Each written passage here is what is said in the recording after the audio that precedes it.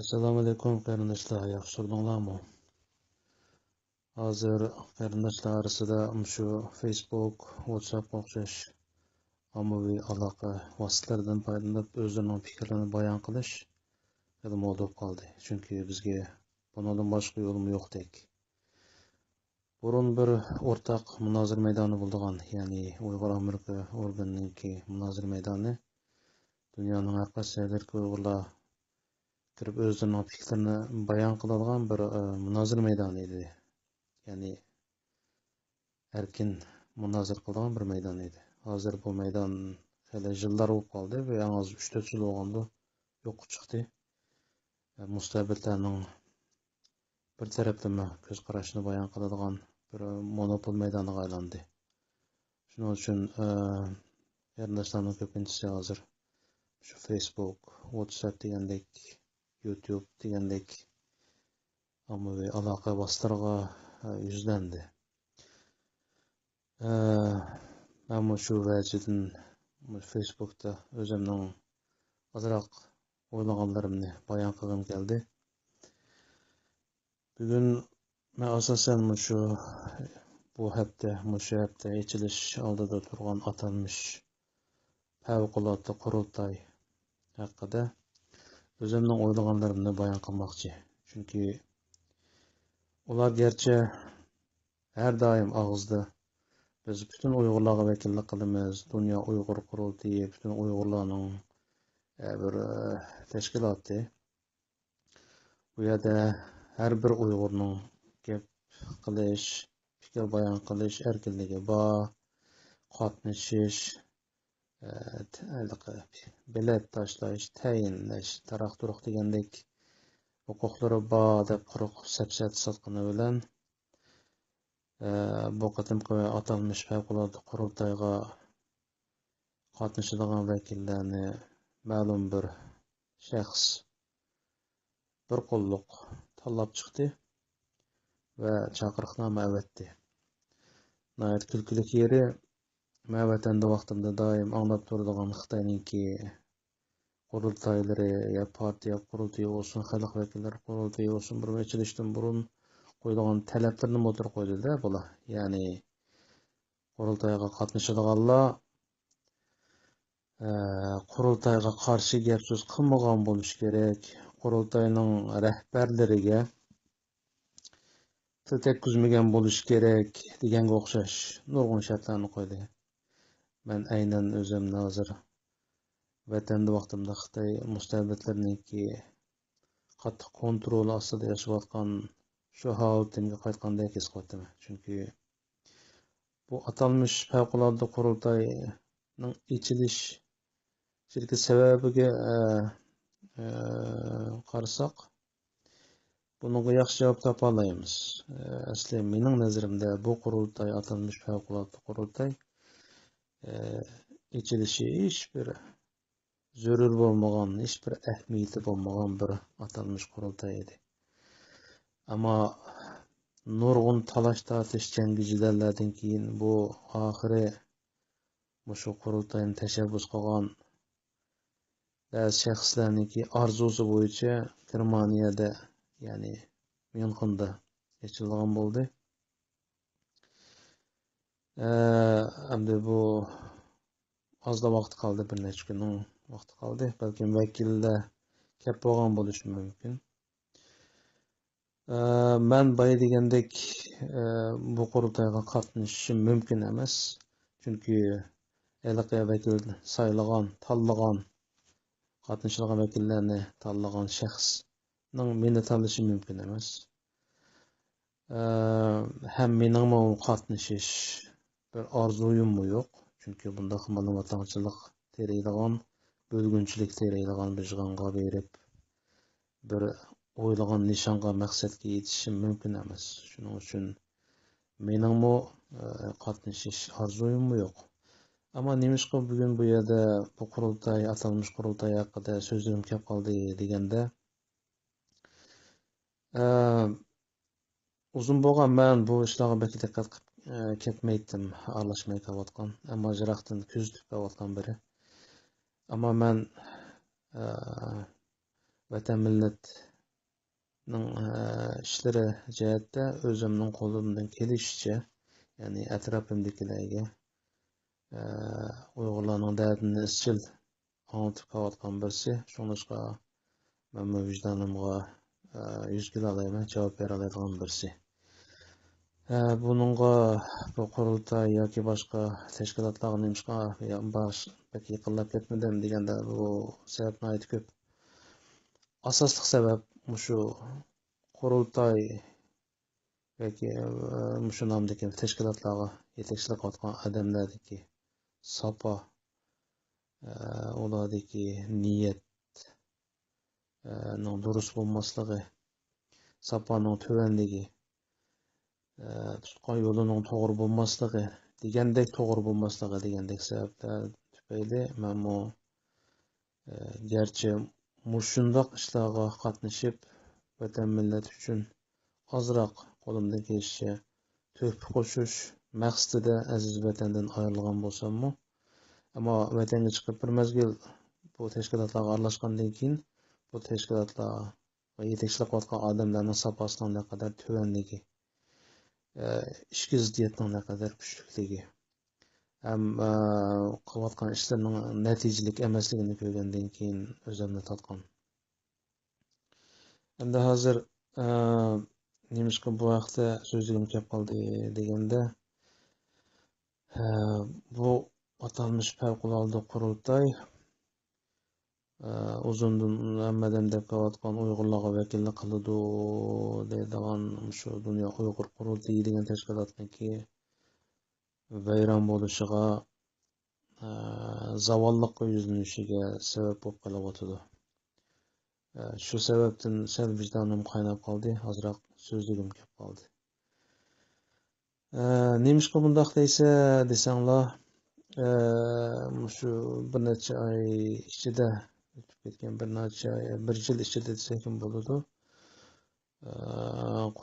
Qurultayniki yetakchilari orasidagi ziddiyatlar, o'zaro qilgan haqoratlar va pastkashliklar meni va men biladigan oz bo'lmagan Uyg'urlarni cheksiz umidsizlantirdi. Biz Robiya Qodir onamiz turmadan chiqqanda xuddi vatan ati ozod bo'lib ketadiganidek shu qadar shodlangan, xushal bo'lgan edik. Haqiqatan Robiya onamiz turmadan chiqib erkin dunyoga erishgandan keyin bir necha yil vaqt ichida Uyg'ur davosini xalqaro miqyosida yuqori bir balda qilib ko'tarib, butun dunyoga Uyg'urni tanitdi desak bo'ladi. Bu jihatda Robiya onamning qo'shgan tuhfasi haqiqatan nihoyatda zo'r. Hech kim qilamagan ishni Robiya xonim qildi. Men Robiya xonim turmadan chiqishdan ilgari Yevropaga chiqqan, undan burun rahbarlik qilayotgan tashkilotlarga rahbarlik qilayotgan erkaklarning holini ko'rgan. Ularning orasidagi nihoyat kulkilik ishlarni ko'rib qattiq mayuslanib o'taganda Robiya onamiz hozirgi davrimizda men e'tirof qilingan birdan bir liderimiz, lider bo'lishga munosib bir inson bizga ulashgandan keyin bu Uyg'ur davosi haqiqiy xalqaro tanilishga boshlagan edi. Haqiqatan Robiya onadek bir qurbon bergan Uyg'ur, hem xalqaro tanilgan, Xitoyda tanilgan bir Uyg'ur hozirgi holatimizda yo'q. Faqatla shu bir shaxs bor, Robiya ona. Robiya onam chiqqandan keyin o'zining rolini joriy qildirdi. Qisqagina muddat ichida butun dunyoga Uyg'ur davosini tanitdi. Bu jihatda men cheksiz minnatdorligimni bildiraman. Esimda qolishicha o'tgan yili Parijda qurultay echilishidan ilgari bu yil bo'lgan jadallar bo'lgan. Ya'ni minutdagi bir o'chim ablahlar qandaqdir qurultay Berlin'de içildi degandek bir nimani to'rda e'lon qilibdiki. Ammo uning oldida anglashimcha Robiya xonim qurultoy Amerikada içildi deb e'lon qilib bo'lgan ekan. Bu yerda ham bir raislikni talish sababi borda, o'yini bor. Keyin ikki taraf qattiq talash-tortish qilib, xalq oldida xeli satlashgandan keyin oxiri qurultoyni 3-chi bir davlatda, ya'ni Fransiyada ochilgan bo'lib ketgan. Parijda bu qurultoy ochilgan. Shu yerga o'qituvchilarmi borgan, Robiya xonim tarafdagilarmi borgan, ikki taraf o'tirib qurultoy ochib, xalq, ya'ni yuqori ovoz bilan biz haqiqiy tonigan lider Robiya xonimni qaytadan rais qilib saylagan. Va haliqi isyon ko'targan abdahlar tunjiqib ketgan edi. Ovoz besiqqan edi. Ammo niyat buzuq odam aldirab niyatidan yonmaydi ekan. Bu yerda nima sabab bo'ldi? Shaxsiy g'arazmi yoki ularni o'yinayotgan bir kuch bormi, qora kuch bormi orqasida ularning? Mushu Robiya Qodirni yiqitib, qo'lidan julib olsa huquqni deydigan bir buyruq bormi bir qora kuchdan bu abdahlarga? Buni bilmadik. Ammo bu yil u razil o'yinini qayta so'rab chiqdi. Birdan Berlinda bir nima strategiyalik yig'inlashdi, yana bir yerda bir yig'inlashdi, bir nima qilib chiqib to'rda avay tilga ilingan Uyg'ur Amerika organiniki munozara maydonida Robiya xonimga dahshatli hujum qildi. Ajoyib odam qabul qilgusiz set gaplar bilan bir onaga, bir Uyg'ur onaga hujum qildi. Aradan Robiya xonimning bularga raddiya berganligi to'g'risidagi so'zlarini angladik va Robiya xonimning qo'llovchilarninkimi shu Facebook, WhatsApp degandek vositalarda o'zlarining fikr bayon qilganligini ko'rdik. Chunki ommaviy bir sorun yo'q. Masalan, internet to'rida bir haqiqiy ikkala tarafning ovozini anglag'ili bo'ladigan, ham ikkala tarafni erkin so'zlashga yo'l qo'yadigan bir maydon yo'q. O maydon allı burun o'sha isyonchilarning qo'liga o'tib bo'libdi. Ammo qandoqda bo'lmasin, haqiqat ustunlikni egallash kerak edi. Biz shundoq umid tutdik shaxsan men. Arada nurg'un talash-tortish, nurg'un satlashlar bo'lgandan keyin oxiri tuyuqsizlar Robiya xonim Germaniyaga safar qilib, u yerda bu atalmış favqulodda qurultayni Myunxda ochilganligini, Uyg'urlarning bo'linmasligi kerakligini e'lon qildi.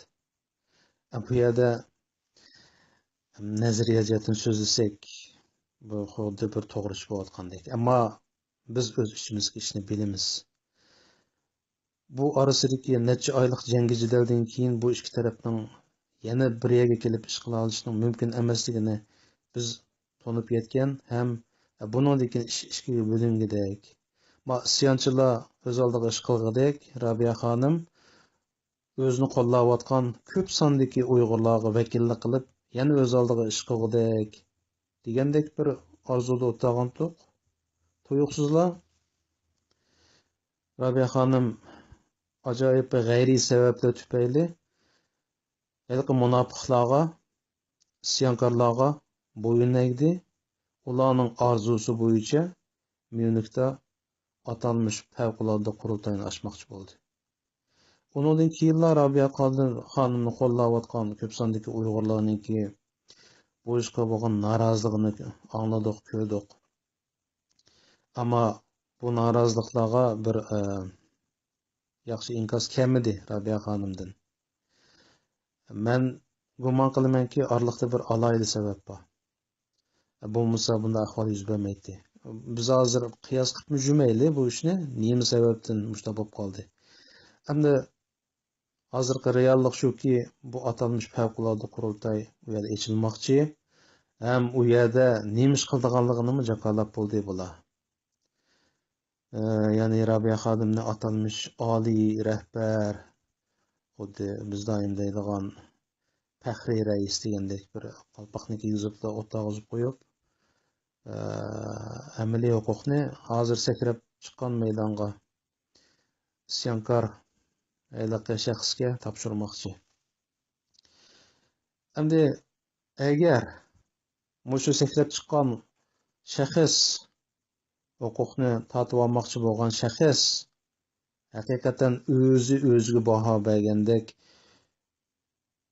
butun Uyg'ur xalqi qo'llaydigan atalmış yosh qobiliyatlik bir jangovar inqilobchi bo'lgan bo'lsa edi, xushal bo'lgan bo'lardik.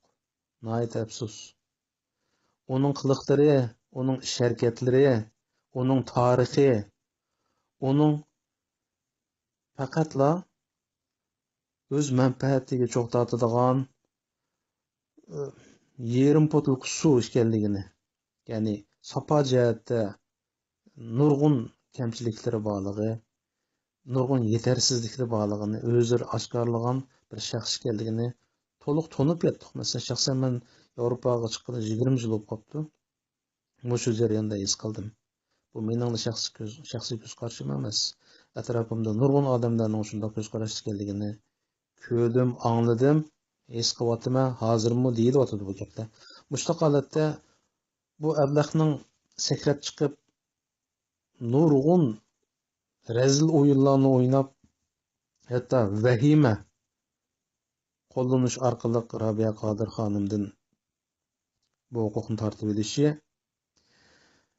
abayman degandek qurultayni halokatga yetaklaydi. Uyg'urlarniki chet elda eng chong tashkiloti atalgan Dünya Uyg'ur qurultayining halokatga yuzinishini keltirib chiqardi. Chunki uning atrofida qandoq insonlarning borligini biz to'liq tunib yetdik. O'ylab baqqanglar qarindoshlar. Bu xumparning yanida uningki yaloqchiligini qilayotgan shunda odamlar borki, ular nomus qilmay Rabia xonimga o'xshash 70 yoshdan oshgan bir mo'mayga etilib mush ko'tarishga jur'at qilgan. Mushta ahvollar bo'lganki, Rabia xonimni bu lidermi demayli, bir Uyg'ur ona deb o'ylayli. 70 yoshdan oshgan bir Uyg'ur mo'mayga etilib mush ko'targan munofiqni nima deymiz? Mana mushtan munofiqlar qo'llaydigan hayliqa ablah qurultayni o'z qo'liga o'tkazishga jon jakli bilan tirishyotdi. Ham bu ish o'rinlashtirilib bo'ldi, mening bilishimcha. Hozir u saylagan, u tanlagan vakillar 20 necha davlatdan kelib, Myunxda bir vaqt tamoqni yeplar, xuddi Xitoyning vakillari xalq qurultayida hammasi qo'l ko'targanga o'xshash qo'l ko'tariblar, bu ablahni saylab chiqdi. Oldin planlangan programmasi bo'yicha Rabia Qodir xonim qo'ygan bir qalpoqni kiygizib qo'yib chetga qayirib qo'ydi. Shuning bilan bu huquq, atalmış huquq, ya'ni sen va biz cho'ng bilmaydigan atalmış huquq bu ablahning qo'liga o'tadi. Endi asli meningcha bo'lganda bu ishning oldini olish kerak edi. Ammo afsus, bizning xalq to'liminadan to'limu jimg'ur xalq ekanmiz. Mushunchola nohaqchiliklarni ko'rib turib yo'l qo'yayotimiz. Ham amdila xalqaro tunilayotgan Uyg'ur davosiniki qaytadan zavolliqqa yuzinishiga yo'l qo'yayotimiz.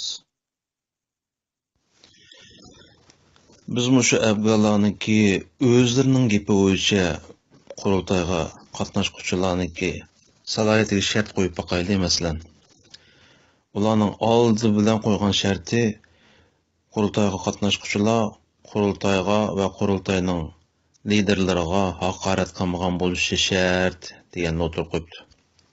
Xo'sh, mushu shartning o'z bo'yicha aytganda Myunxdagi 4-5 isyonchi ablahniki bu qurultayga atalmış qurultayga qatnashish salohiyati yo'q. Çünkü ola uçuk aşkara halette bütün chet eldeki Uyg'urlar saylab chiqqan Dünya Uyghur Qurultayının reisi Rabia Xonimga qarshi chiqdi. Uni ajoyib satlar bilan haqoratladi va hujum qildi. Hatto ba'zi qarindoshlarimizniki Facebook va boshqa to'rbatlarda oshkorlig'idek, ya'ni mush ko'tarish darajasiga yetgan. Ya'ni ular xalq saylab chiqqan raisga eng razil shaklda haqorat qilgan, hujum qilgan. Ya'ni shu birinchi shart bo'yicha aytganda bu siyosiy ablahlarning bu qurultayga qatnashish salohiyati yo'q. Yoki ular o'zlari Rabia xonimni lider deb to'nimag'ashqa Rabia xonimga qarshi turish, Dünya Uyg'ur Qurultayining liderlariga qarshi turish emas deb o'ylamdi. O'ylagan bo'lsa o'zlarining ishi. Ammo o'zlarining gapi bo'yicha aytganda ular o'zlari qo'ygan birinchi shartga xiloflik qilganlar. Shunga ularning bu atalmish qurultayga qatnashish salohiyati yo'q. Yana bir ish, bular mushu razil maqsadiga yetish uchun uzundan buyon Uyg'urlar o'rtaq fikr almashtirib kelayotgan Uyg'ur ommaviy organininki munozara maydonini qamal qildi. Uzun yillar bo'ldi, uni kontrol qildi. O maydonni hozir Xenin mijoz bir Xitoy boshqurdi-ki, aynan Xitoydagi to'r boshqarish usuli bo'yicha boshqurdi, ya'ni. Bu qatim o'tgan yildan boshlangan talash-tortishlarda Rabia xonimni qo'llaydiganlarning sonini aytib ko'p ularmi o'sha yerda o'zlarining fikrlarini bayon qilishga tirishdi. Ammo o'z fikrini u yerga choplab 2 minutdan keyin o'chirib asli u ya'niki o'zlari burundan deb qilayotgan prinsipi bo'yicha birovning shaxsiyatiga ochiq-oshkora haqorat qilmasalar o'chirilmaydi, qarshi fikr qilish erkinligi bor deydi. Ko'rib turdik. Hech qanday haqorat tusi olmagan. Ammo nayt ilmiylik bilan hozir bo'layotgan shu razilliklarga qarshi chiqqan ideyadagi yozmalarning hammasi 2 minut turalaydi u yerda jiq bo'lsa. Ondan keyin darhol o'chirildi. Ammo bu bir o'chum isyonchilarni maqtaydigan, ularning nada anglab baxmagan uydurma bir to'hpalari, harakatlari bir nimalarni ko'p turib maqtab yozadigan bir nimalar bo'lsa, jillab oylab turadi u yerda. Ham odamning g'azini o'rtadigan yeri Rabia xonimga shu qadar sat gaplar. Hatto ishtonning ichidan chiqadigan shunday sat gaplar bilan haqorat qilgan yozmalarmi uzunlab turdi. Buningdan ularning sapasini ko'rilish to'liq oson. Ularning tutgan yo'li aynan Xitoyningki mustabidlik yo'li. Ya'ni ular og'izdan tushamaydigan erkinlik, so'z erkinligi aramizda mavjud emas. U maydon shu qadar muhimmi deganda, mening nazarimda bir tiyinlik bir axlat maydoni u. Ammo men 20 yildek bo'ldi Yevropaga chiqqanli. Mushu 20 yil jarayonida Uyg'urlar asosan bu fikr bayon qiladigan maydon shu'ti. Boshqa bir muhim bir munozir maydonini ko'rmagandik. Afsuski u tarix bo'lib qoldi. Burun u yerda haqiqatan Uyg'urlar kirib, har xil fikrdagilar fikr almashtiradi, bas munozir qiladi. Shu orqali Uyg'urlar orasida bir umumiy fikr ko'z qarashi shakllanadi. Yaxshi bir maqolalar e'lon qilinadi, yaxshi yetakchi xarakterlik ideyadagi maqolalar xalqni yetaklaydi u yerda. Hozir bir haqorat, ya'ni bir tarafga qilingan haqoratlar tusalgan maqolalarla turalaydigan, qarshi fikrdagilar hargizmi fikr bayon qilolmaydigan bir axlat maydoniga aylandi. Bu maydon men doim ko'rib turadigan Xitoyning mustabid maydonining o'zila. Nima shunday bo'lib qoldi? Chunki uni boshqarayotganlarda gap. Arliqda men tunmayman o ablaqni bu maydonni boshqaradigan. Bu to'rda ko'rishib qoldik. Shu qadar sapasiz, shu qadar xinimijoz bir nimaki o. Aynan bir g'iljin Xitoyning o'zi. Onunla sözleşkenden keyin o maydonning nimishqa unda holatga kelib qolganligini haqiqiy his qildim. Sababini topdim yani. Yani ular oldi bilan oramizdagi so'z erkinligini tatib olgan. Bizning yani haqiqiy reallikni so'zlaydiganlarning so'z qilish erkinligi yo'q. Mushu holatda nomus qilmay yana erkinlik, demokrasiyadan so'z ochadi bu sharafsizlar. Erkek bo'lsang, qarshi fikrliga yo'l qo'y. Erkek bo'lsang, o'zingning dalil isbotlaring bilan dalillash u yerda, munozirlash. Haqiqiy yengib chiqa olsang, naq-naqni so'zlab turib, yenga olsang, reallikni so'zlab turib. Xalq xoyili bo'ladi sana, seni qo'llaydi. Ammo sening qo'ng'ong poq. Ya'ni haqiqatning sen tarafda emasligini bilsa, shuni qanday qilsa, son qarshi fikrning hammasini hech o'ylamay o'chirib tashlaysa, qarshi fikrdagilarni gap qil qo'ymaysa, sening demokrasiyang mushuma, sening ong'saviyang mushuma. Mushu holatda bulardan qanday umid kutib bo'ladi deb qanday qarindoshlar. Bular aynan shu Xitoydan kelib chiqqan payli xulqi, mijoz xulqi bilanlar yani mustabidlik yo'li bilan qurultayniki rahbarlik huquqini qo'lga o'tkazmoqchi. Yani xalq qo'llagan, xalq saylagan liderni jiqitib putlab. Ondan keyin o'zlarining pas maqsadlariga yetmoqchi. Chunki bu yerda pulning gapi bor qarindoshlar. Burun tashkilotlarimizning hech qanday puli yo'qdi. Mening bilishimda Rabiya xonim chiqib Uyg'ur davosini xalqaro tonutgandan keyin bizga bir qism yordam pullari keldi. Biz xalqning bir ojizligimiz borki, qo'limiz pulga tegdimi, og'zimiz, burnimiz qanaydi ekan. Tünögün pizza setip vesip minip can beqiyotgan ablah bilgan necha ming dollarlik maoshlik bo'lib qoldi emasmi? Ham qo'lida necha 100 ming dollar pul bor boshqurdigan. Buningga putli qashang bo'layotgan Rabiya xonim bor. İmzo atmisi bo'lmaydigan ba'zi ishlarda. Qo'shilmasi bo'lmaydigan. Shunga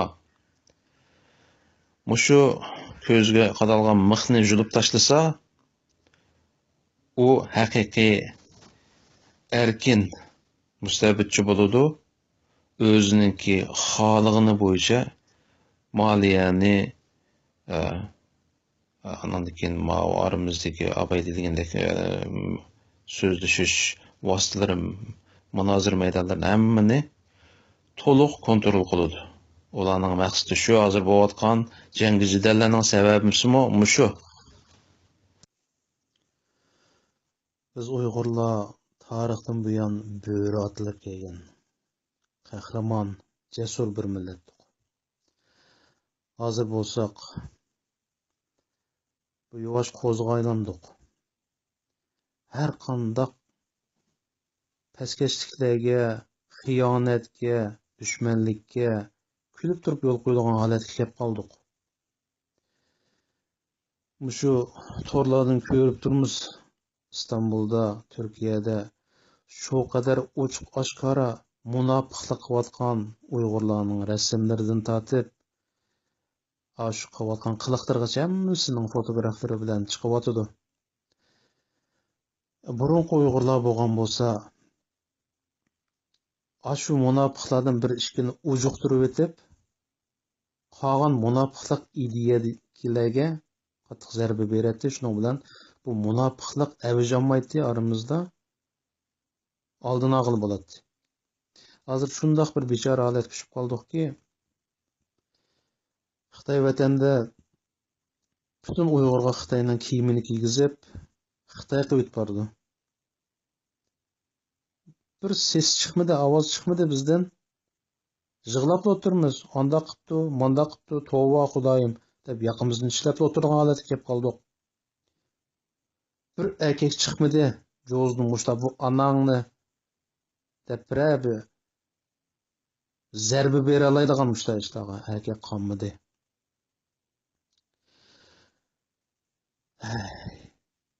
Hammadan cho'ng ish masalan tilimizni chekildi. Oxirgi xalqimiz bo'lgan dinimiz va tilimizni chekildi. To'g'rida ajoyib videolarni ko'ryapmiz. Uyg'urlar hozir 90% Xitoycha, 10% Uyg'ur so'zlaydigan bo'lib ketdi. Ya'ni 10 yildan keyin 100% Xitoy so'zlaydigan bo'lib ketdi. Aniq bu millatni yo'qotishniki oxirgi jini Xitoy tarafdan boshlandi. Boshlayapti. Ochiq oshkora. G'arbdan umid kutatdik. Amerikadan umid kutatdik. Yevropaga xeli bo'ldi jimib ketgili. Bir Amerika batdi. Hey, amanda qimma bo'lmaydimi ishlarning xalqaro qonunlarga xilof deydigan. Hozir Amerikam yo'q. Xitoy ochiq oshkorla bir millatni yo'qotib o'tishga jang e'lon qildi. Mushta holatda qattiqroq bir usullar orqali bir ish qila oldik, ammo bizdan bir ses chiqmadi, bir ovoz chiqmadi. Burun masalan 5-iyul vaqasi bo'lganda hech bo'lmasa butun dunyoda Uyg'urlar qo'zg'alib ketgan. Dunyoning bulung puchqoqlarigacha hamma yerda hayotida namoyishga qatnashib baxmagan Uyg'urlardan tortib hammamiz qatnashib, yig'izori qilib, vaqirab, chaqirib dunyoga xeli ovozimizni anglatgan edik. Shu chog'da 5-iyul vaqasiniki ta'siri dunyoga tezlik to'nilgan. Amdilikda Uyg'urni yo'qotishning eng oxirgi qo'rg'oni buzib tashlanib, tilimiz umumyuzlik cheklangan holatda jimmadan o'tadi. Vatandagi Uyg'urlar nima umidlarni kutadi bizdan bilamsizlar? Bizga qilsak tilimizni kesadi, olaysak ko'zimizni o'ydi, bo'yin tavla qilsak kallamizni kesadi. Sizlar erkin dunyoda. Sizlar bo'lsanglarmi bu dunyoga qo'linglardan kelishicha bizga kelayotgan zulmlarni anlatinglar, bizni qutuldiringlar deb bizga qaraydi. Bizchu boy degandek Istanbulda masalan, Yevropadan ko'rildi bu ishlar. Uchiq oshkora bir munofiqlar sakrab chiqsa aramizdan, qo'rqmay ko'z oldimizda Xitoyning quchog'ida o'tirib munofiqlik qilsa, bir munofiqqa bir ajallik zarba beramidik. Yig'lab, tillab, g'ingshib o'tirishdan boshqa bilmaydigan holatga kelib qoldik. Holimiz shu. Buning ta'siridan nima bo'ldi deganda, hozir butun Uyg'urga liderlik qila oladigan, Uyg'urning ishlarini yetaklay oladigan birdan-bir liderimiz bo'lgan Robiya xonimga ochiq oshkora tig' ko'tarib chiqib birsi. Butun mushu da'vo ishlarini qo'limga o'tkazib olaman deb oshkora harakat qilayotgan bo'lsa-mu, to'sib qolamidik, yo'l qo'yyapmiz. U razil maqsadlarga yetyapti. Holimiz shu qarindoshlar. Endi bu Robiya xonim shu qadar mukammal bir lidermi deganda, menimcha undaq emas. Mijoz xulqidagi ojizliklar, johillik va boshqa biz bilmaydigan o'tkazib qo'ygan xatoliklar sababi mushu isyon ko'targan ablaxlarga bo'ysundi. Ham bo'ysunishga majbur qoldi. Ular cho'qim mening farzimda bir razil vositalar orqali Robiya xonimni boshiga turdi. Hamda Robiya xonim garchi mukammal bo'lmasa-mu, hozirgi holatimizda Bütün dünya tanıydigan birden bir lider, Uyg'ur lideri mushu edi. Rabia xonim gerçi yoshini qolgan bo'lsa-mu, yana mag'dur bor, yana ichida o't bor. Uyg'ur uchun kuyayotgan yurak botdi. Rabia xonimninki mushu ortiqchiliklari, mush taraflardan to'liq foydalanishimiz Rabia xonimning hayotining oxirigacha uniki illiqligidan, uning nomidan foydalanishimiz, mushu orqali Uyg'ur davosiniki izchil davom qilishiga kepillik qilishimiz kerak edi. Dalay Lama 80 dan oshdi. Hozirgacha gerçi pensiyaga chiqdim degan bo'lsa-mu, butun dunyo va butun Tibetlarning hammasi yanala Tibetning lideri deb tanıydı. O'tib chiqqanlar bo'ldi. Ularning ichida Tibet yoshlari degan bir tashkilotlar bor. Ular boshqacha yo'l tutamiz deb o'tib chiqdi. Ammo butun Tibet xalqi ularningki Dalay Lamadan haqiqiy huquqni julib elishiga va bölgünçilik qilishga yo'l qo'ymadi. Bizda shu Tibetlarchilikmi sapo yo'q qarindoshlar. Bu yerda bir yosh soltek atalmış, yosh atalgan 50 yoshgan bir soltek chiqib, 3-4 atrofidagi cho'moqchisi bilan yeni mikrlarni tuzib, balkim oq taraf, oq ko'rinishi bor bu ishning, qo'llayotgan qora kuchlar bo'lishi mumkin. Hozir birdan bir lider tanilgan Rabia xonimdan huquqni julib elib, balduroq o'z manfaatimga chiqaroq cho'g'tatime deb shu qadar razilliklarni qilsa, hammamizning oldida ochiq-oshkora huquqni qilsa, biz qarab turib yo'l qo'ydik. Gerçi ko'p sondagi Uyg'urlar ichida norozilik bildirsa-mu, bu ishning yuz berishini ko'rishni xohlamasa-mu, ammo bizdagi jim turib bilish, yo'l qo'yish, beparvolik, mas'uliyatsizlik tuyg'ulari bizningki vatan sirtidagi da'vo ishlarimizning boldurla zavolliq yuzlanishiga yo'l qo'yotidi, yo'l yechib beryotidi.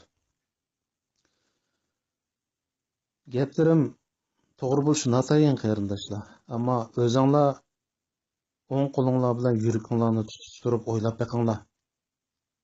Deganlarimning ozroq bir asosi bormi yo'q?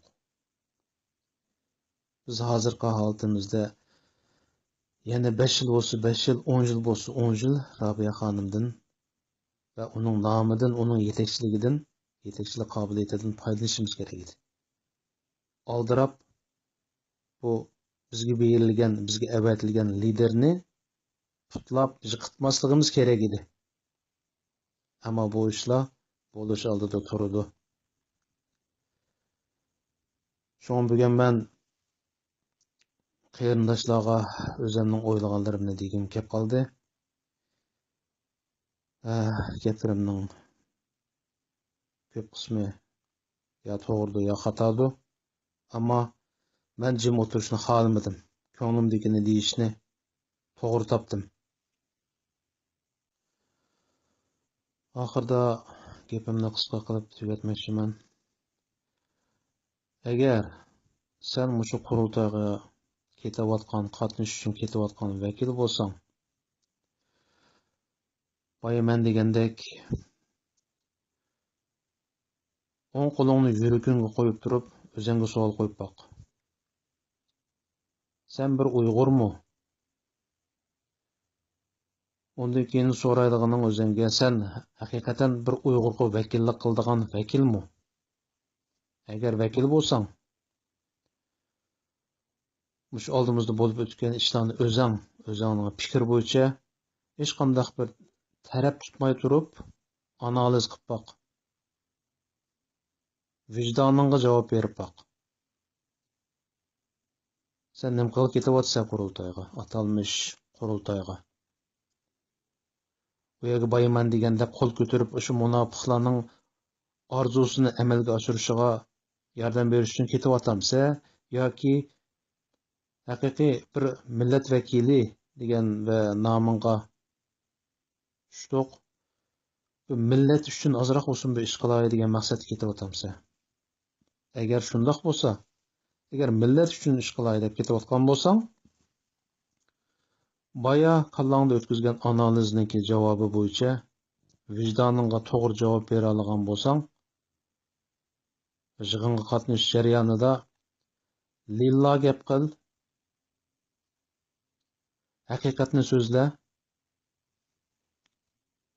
Oshlarda meningcha yig'inga borganlarning ichida durust odamlar bor. Agar qurultay haqiqatan bir zavolliq yuzlanmasin deydigan orzuying bo'lsa, men mishaga bir Uyg'urlarga vakillik qilib kelyapman, mayli ablah o'z qo'li bilan seni tanlab sana chaqirib qavatgan bo'lsa-mu, men haqiqiy bir Uyg'ur uchun bir ish qilib boqay deydigan orzuying bo'lsa, Aşağıda o'tag'anlarning ichida haqiqiy durust sanalgan Uyg'urlarning birisini rehberlikka ko'rsat. Va yoki